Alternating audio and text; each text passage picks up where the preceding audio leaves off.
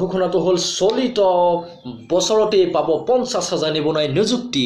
নমস্কাৰ, আপোনালোকৰ মোৰ জেজি চেনেললৈ স্বাগতম জনাইছোঁ।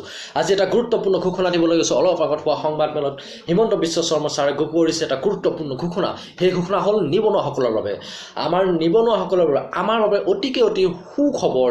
ঘোষণাটো হ'ল চলিত বছৰতে পাব 50,000 নিবনুৱাই নিযুক্তি আৰু তাতকৈ ডাঙৰ খবৰ আজিয়ে পাব 600 নিবনুৱাই নিযুক্তি। সঁচাকৈ আমাৰ কাৰণে আজি ডাঙৰ ঘোষণা। হিমন্ত বিশ্ব শৰ্মা ছাৰে সংবাদমেলত ঘোষণা কৰিছে, য'ত সংবাদমেলত উপস্থিত আছে আমাৰ মাননীয় মুখ্যমন্ত্ৰী আৰু 6জনকে মন্ত্ৰী আৰু উপস্থিত আছে বিভিন্ন সংবাদ প্ৰতিষ্ঠানৰ সম্পাদকসকল।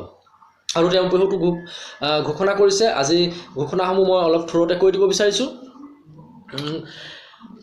যিসকল সুৰা খোৱাসকলৰ বাবে অতিকে সুখবৰ। আজিৰ পৰাই খুলিব সুৰাৰ দোকান। একচুৱেলি খুলিম বুলি কৈছিলে 4 মে'ত, কিন্তু সুৰাৰ দোকান আজিৰ পৰাই খুলিব। তাতকৈ সুখবৰটো হ'ল, যিখন চৰকাৰে মূল্য ধৰি দিছিল সেই মূল্যত বিক্ৰী নহয়, আগৰ মূল্যতে বিক্ৰী হ'ব সুৰা আৰু সেই বৰ্ধিত মূল্যটো পিছত ঘোষণা কৰিব। তাৰপিছত আৰু অসমৰ বাহিৰত থকা বিভিন্ন ছাত্ৰ ছাত্ৰীক ঘূৰাই অনাৰ ব্যৱস্থা কৰিব আৰু তীৰ্থযাত্ৰীসকল য'ত আবদ্ধ হৈছে তেওঁলোককো অনাৰ ব্যৱস্থা কৰিব।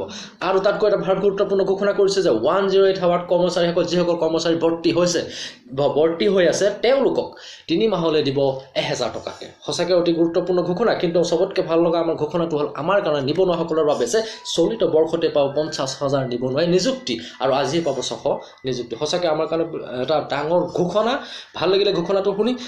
কালি এটা প্ৰেক্ষাপটত পোৱা গৈছিলে যে 5 বছৰলৈকে চৰকাৰী চাকৰি নোলাব বুলি, কিন্তু আজি হিমন্ত বিশ্ব শৰ্মা সংবাদমেলত কৈ দিলে যে 5 বছৰলৈ নহয়, চলিত বৰ্ষতেই পাব 50,000 নিবনুৱাই নিযুক্তি। সঁচাকৈ খবৰটো শুনি বহুত ভাল লাগিলে। কালি 5 বছৰলৈ নাপাব বুলি কোৱা কথাটো বহুত বিয়পি গৈছিলে আৰু বহুতৰে মন ভাগি পৰিছিলে, কিন্তু আজি সকলোৰে মন আনন্দিত হৈ গৈছে এই বাৰ্তাটো শুনি, এই সংবাদ যিটো নিবনুৱা বাৰ্তাটো শুনি সঁচাকৈ বহুত ভাল লাগে।